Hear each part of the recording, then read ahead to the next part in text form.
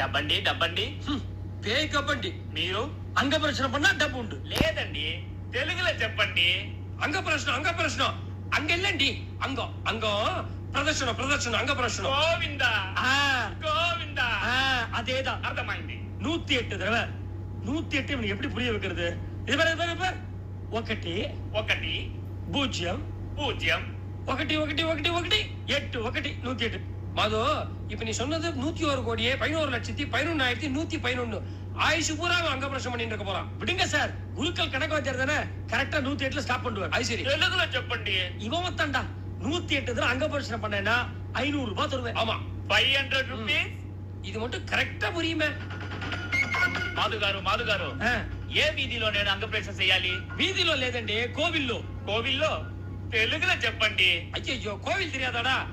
దేవుడా. ఓ, ఎన్టీ రామారావు గారు.